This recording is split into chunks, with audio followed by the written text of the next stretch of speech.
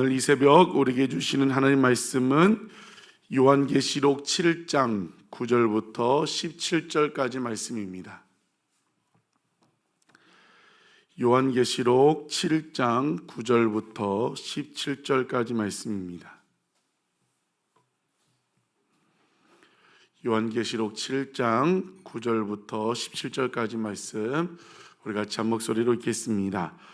이 일 후에 내가 보니 각 나라와 족속과 백성과 방언에서 아무도 능히 셀 수 없는 큰 무리가 나와 흰 옷을 입고 손에 종려 가지를 들고 보좌 앞과 어린 양 앞에 서서 큰 소리로 외쳐 이르되 구원하심이 보좌에 앉으신 우리 하나님과 어린 양에게 있도다 하니 모든 천사가 보좌와 장로들과 내 생물의 주위에 서 있다가 보좌 앞에 엎드려 얼굴을 대고 하나님께 경배하여 이르되 아멘. 찬송과 영광과 지혜와 감사와 존귀와 권능과 힘이 우리 하나님께 세세토록 있을지어다. 아멘 하더라.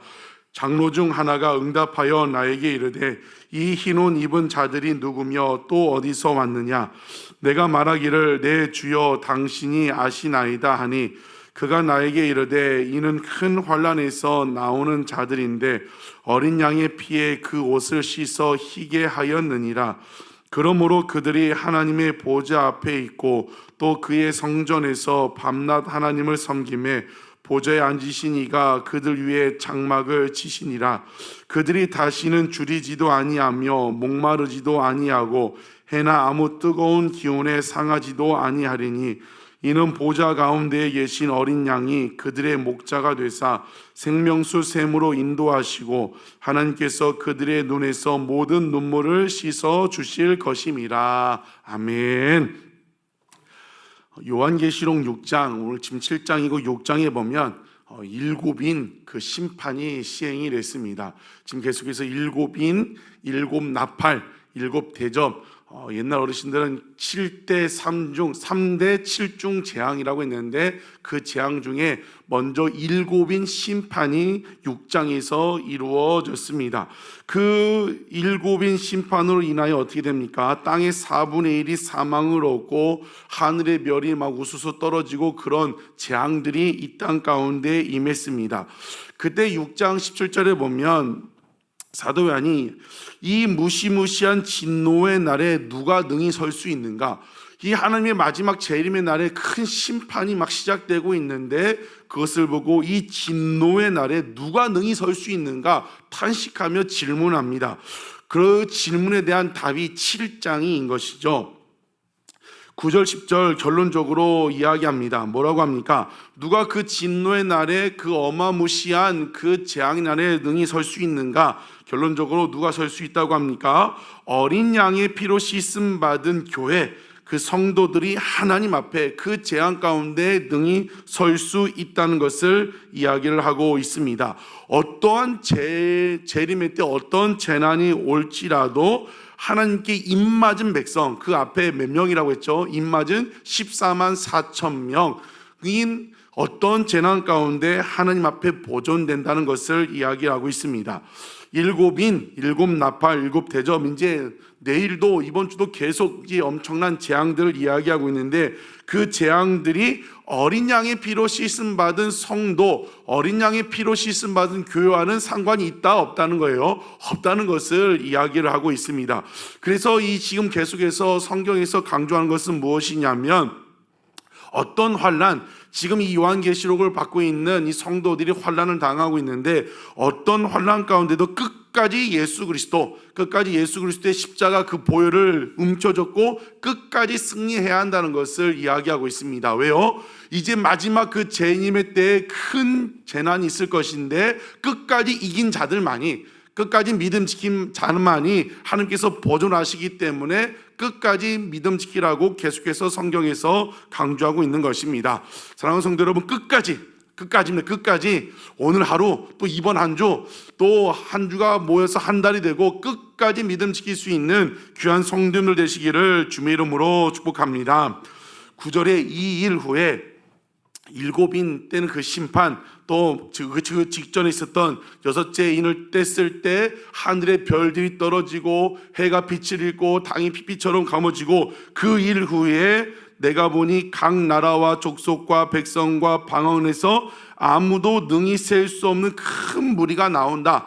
아무도 능히 셀 수 없는 큰 무리가 뭐예요? 앞에 말한 입맞은 14만 4천 명. 이단들은 신천지 하나님의 교회, 예전에 안식교도 마찬가지죠. 그 이단들은 늘 뭐라고 말해요?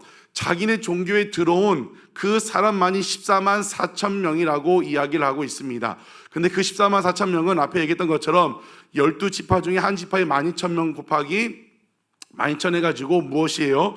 그냥 셀 수 없는 큰 무리를 이야기하고 있습니다. 많은 무리를 이야기하고 있습니다. 지금 그 일곱인 심판 후에 아무도 능히 셀 수 없는 무리가 나와서 흰옷을 입고 종려가지를 손에 들고 보좌 앞과 어린 양, 보좌 앞은 하나님 보좌예요. 하나님 앞과 어린 양, 하나님 보좌 우편에 있는 십자가에서 승리하신 예수 그리스도를 얘기하고 있죠. 그 앞에서 10절 큰 소리를 외쳐 구원하심이 보좌에 앉으신 우리 하나님과 어린 양께 있도다 찬양을 하게 된다는 거예요. 구원받은 입맞은 14만 4천 큰 무리가 하늘에서, 하늘 마지막 보좌에서 찬양한다는 거죠. 그리고 누가 찬양합니까? 11절 12절에 모든 천사가 보좌와 어린 양 앞에서 그 하나님을 찬양을 합니다. 그런데 그런 찬양 중에 13절에 장로 중 하나가 응답하여 나에게 이르되 이 흰옷 입은 자들이 누구며 또 어디서 왔느냐. 그 장로 누구예요? 모든 피조물을 대표하는 24 장로 중에 한 명이죠. 그 장로가 이 흰옷 입은, 그 흰옷 입은 사람들이 하나님 앞에 찬양하는데 그 흰옷 입은 자들이 누구냐, 어디서 왔느냐 몰라서 물어보는 것이 아니라 묵시문학에서는 이 문답 형식을 통하여 알려주려는 거죠. 그때 14절 사도 요한이 말하죠. 내가 말하기를 내 주여 당신이 하십니다. 장로가 안다는 거죠. 그런데 그가 이제 장로님이 알려주는 겁니다. 그가 나에게 이르되 이는 큰 환난에서 나오는 자들인데 어린 양의 피에 그 옷을 씻어 희게 하였느니라 라고 이야기를 하고 있습니다. 큰 환난에서 나왔다. 지금 요한계시록 받는 성도들은 도미티아누스 황제 치하에 엄청난 핍박과 환난, 막 가죽을 찢고 막 그 사람을 기둥에 묶어가지고 불로 태워 죽이고 그 짐승하고 사자와 싸우게 하고 엄청난 핍박을 당했는데 뭐라고 해요? 큰 환난에서 나오는 자, 그 무엇이에요? 큰 환난 가운데 믿음 지킨 자라고 이야기를 하고 있습니다. 많은 환난 가운데 믿음 지킨 자가 있는 반면에 배교한 자들이 일어났어요. 여러분 이제 마지막 때가 되게 오면 예수 믿는 것이 쉽지 않아집니다. 사단 마귀도 공격하고 많은 핍박이 일어나고 그런 것이 있는데 큰 환난에서 나오는 자, 그런 환난에서 승리한 자라고 이야기하는데 바로 뭐라고 하고 있어요? 어린 양의 피에 그 옷을 희게 하였다. 큰 환난에서 나온 자, 어린 양의 피에 옷을 씻은 자 동일하다는 거죠.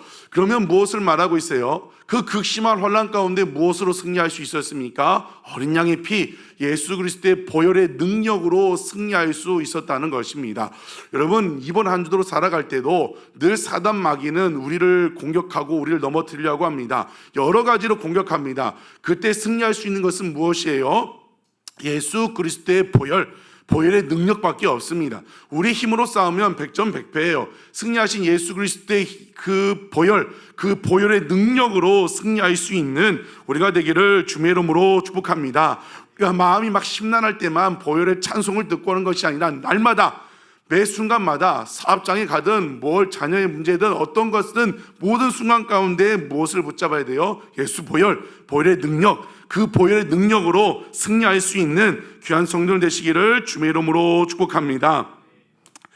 15절에 뭐라고 합니까? 예수 그리스도의 보혈, 어린 양의 피로 승리했기 때문에 15절 그러므로 큰 환난 가운데 어제도 우리 청년들과 나왔던 게 뭐예요? 마지막 때 되면 배교한 일이라고 막 떠나가게 되고 신앙을 잃기도 하고 그런 공격이 있는데 그런 환난 가운데 어린 양의 피로 승리했기 때문에 15절 그러므로 그들이 어디에 있는 거예요? 하나님 보좌 앞에 있다는 겁니다. 여러분 영원한 천국에 들어갈 수 있는 사람은 누구예요? 모든 환난 가운데, 모든 유혹 가운데, 핍박 가운데 예수 그리스도의 피로 승리한 자만이 하나님 앞에 설 수 있습니다. 그래서 15절 그걸 얘기하고 있는 거죠. 그들이 하나님 보좌 앞에 있다. 또 그의 성전에서 밤낮 하나님을 섬기게 된다.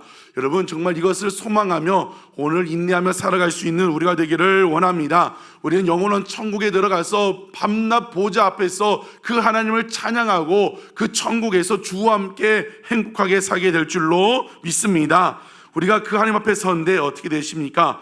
보좌에 앉으시니가 그들 위에 장막을 치신다. 장막은 무엇이에요? 같이 거할 수 있는 그 장막을 얘기하는데, 하나님께서 장막을 쳐주신다. 이것은 무엇입니까? 하나님과 우리가 끝까지 믿음 지키고 승리한 우리가 천국에 들어가서 하나님과 영원토록 함께 살게 된다, 동행하게 된다는 것을 이야기를 하고 있습니다. 그리고 그 천국에서는 어떻게 삽니까? 16절에 그들이 다시는 줄이지도 아니하고 목마르지도 아니하고 해나 아무 뜨거운 기운에 상하지도 아니하리라. 이 땅 가운데 살아갈 때는 졸였고 목마르고 여러 가지 해와 고난과 핍박과 환난을 당했지만 끝까지 믿음 지키고 천국에 들어가서 하나님 보좌 앞에 섰을 때는 다시는 그런 고통과 고난을 당하지 않는다. 여러분, 그러므로 지금 계속해서 말하는 게 무엇이에요? 무엇을 소망으로 살아야 합니까? 천국 소망으로 살아가야 한다는 겁니다. 이 땅 가운데 고난이 올 때 우리는 눈을 들어 고난을 보는 것이 아니라 눈을 들어 영원한 천국을 소망하며 살아야 한다는 것을 이야기하고 있습니다. 왜 다시는 줄이지도 않고 목마르지 않습니까? 17절에 원문에 의하면 왜냐하면이 들어있어요. 왜냐하면 이는 보좌 가운데 계신 어린 양이 그들의 목자가 되사 생명수 샘으로 인도하시고 하나님께서 그들의 눈에서 모든 눈물을 씻어 주실 것이기 때문이라는 거죠. 그래서 16절처럼 다시는 줄이지도 목마르지도 고통과 고난과 그것이 없다는 것입니다. 보좌 가운데 계신 어린 양이 우리의 목자가 되어주신다. 그리고 우리가 찬양했던 것처럼 생명수 샘, 영원한 생명의 양식 천국으로 인도하시고 하나님께서 우리의 눈물, 마지막 때 이 땅 가운데 수고한 것들, 또 눈물 흘린 것들, 믿음으로 가정을 세우기 위하여, 믿음으로 남편을, 아내를, 자녀들을 세우기 위하여, 또 믿음으로 교회를 세우기 위하여 흘렸던 그 눈물을 어떻게 해주신다고요? 닦아주신다는 거죠. 아들아, 딸아, 수고했다, 고생했다, 그 눈물을 닦아주신다고 말씀을 하고 있습니다. 여러분, 이것을 오늘 본문은 무엇을 말씀하고 있습니까? 천국 소망으로 살자는 겁니다. 천국 소망으로.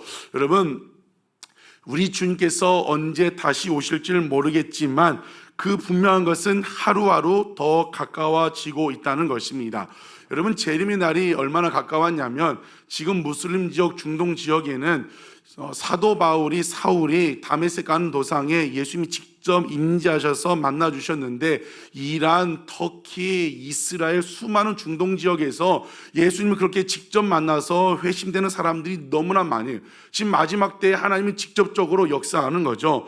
여러분, 우리는 그것을 통해 무엇을 알아야 합니까? 주님 다시 오실 날이 멀지 않았다는 겁니다.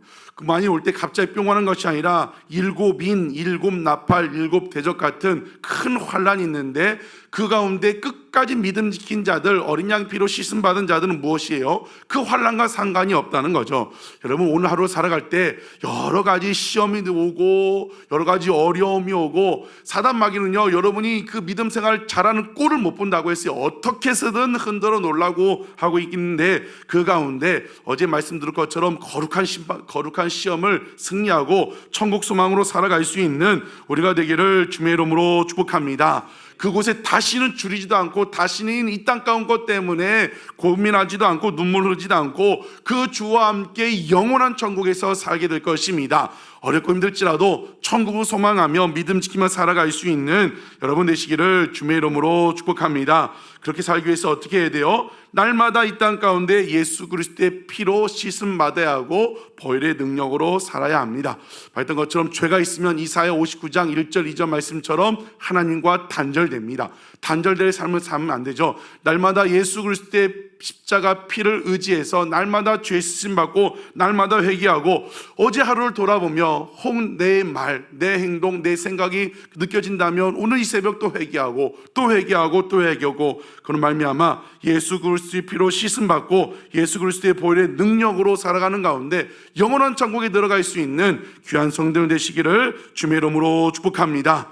누가 마지막 거룩한 성 예루살렘에 들어갈 수 있습니까?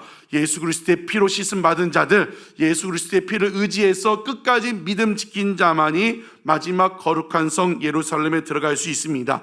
오늘도 믿음 지키고 이번 주도 믿음 지키고 또 12월 살아가는데 매일매일 주와 함께 동행함으로 승리할 수 있는 귀한 성도들 되시기를 주의 이름으로 축복합니다.